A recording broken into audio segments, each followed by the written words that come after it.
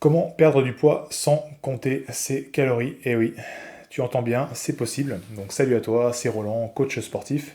Et aujourd'hui, je vais te faire une vidéo sur 3 astuces qui vont te permettre justement donc de perdre du poids, de perdre du gras, sans forcément être millimétré, compter au gramme près les quantités que tu ingères, et sans être obligé de sortir ta balance et de peser chaque fois tes repas, ce qui peut être parfois très contraignant.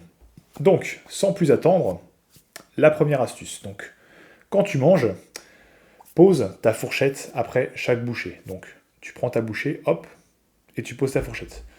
Souvent, inconsciemment, on garde sa fourchette dans la main, et qu'est-ce qu'on fait? Une fois qu'on a mis la nourriture dans la bouche, hop, on la re-remplit automatiquement.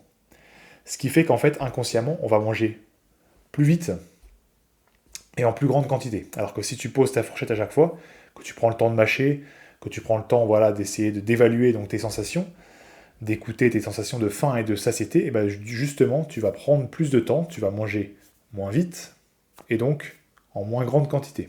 Voilà. Donc ça, c'était pour la première astuce.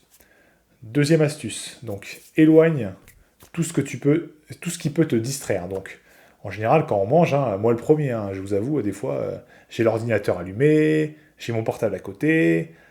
Bon, la télé n'est pas allumée, mais quand même, voilà, j'ai quand même j'ai des distractions qui font que je suis pas totalement concentré sur ce que je mange.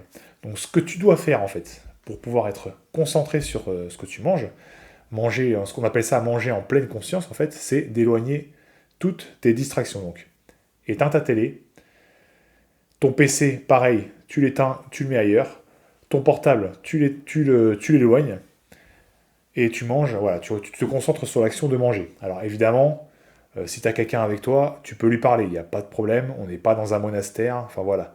Tu as quand même le droit d'avoir un petit peu d'interaction sociale, il n'y a pas de souci là-dessus.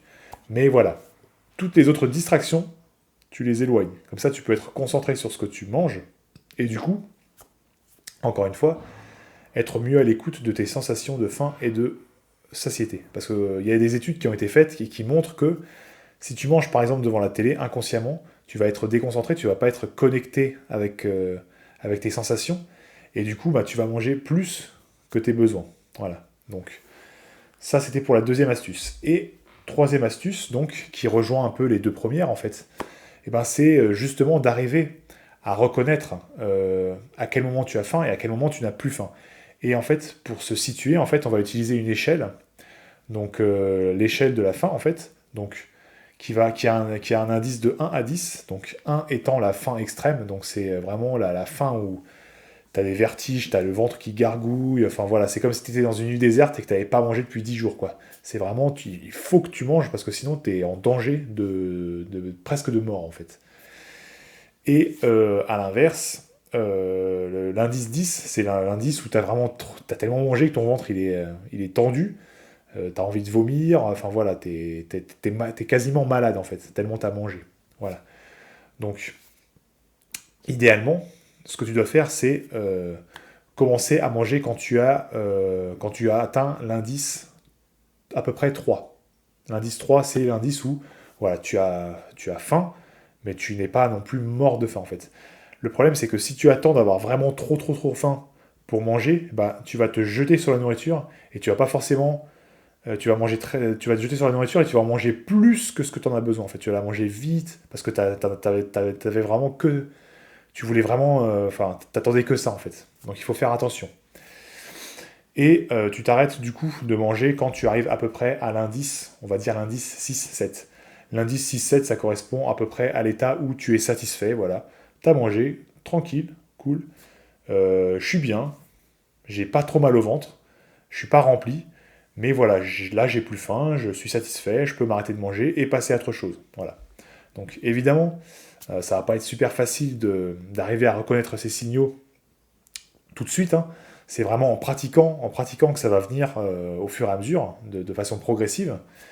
Mais voilà, en mettant en place ces actions dès maintenant, déjà, tu vas progressivement arriver à mieux te connecter à tes sensations, justement, tes sensations de faim et de satiété. Et voilà, si t'es pas adepte de la méthode, justement, de compter à chaque fois tes calories, de te dire, ah là, je dois manger 100 grammes de ceci, ok, je vais peser, ah merde, j'en ai trop mis, il faut que j'en enlève un petit peu. Ça peut être un peu chiant.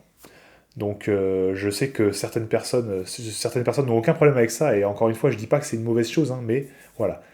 Certaines personnes, peut-être que tu en fais partie, n'aiment pas forcément cette façon de faire, trouvent ça trop contraignant, le fait d'être souvent dans le contrôle comme ça et d'être finalement pas si connecté que ça à ses sensations. Voilà. Donc c'était une astuce pour toi qui souhaitait justement perdre du gras et perdre du poids sans forcément passer par une discipline un peu trop stricte. Voilà. Donc c'est tout pour moi. J'espère que justement ces petites astuces t'ont plu, t'ont aidé. Du coup, n'hésite pas à liker cette vidéo, à la partager, à la commenter. Abonne-toi à ma chaîne aussi. Ça me fera, ça m'encouragera à produire plus de contenu de qualité, justement. Et sur ce, moi, écoute, je te dis une bonne journée ou une bonne soirée, selon l'heure à laquelle tu regardes cette vidéo. Et je te dis à très bientôt. Ciao!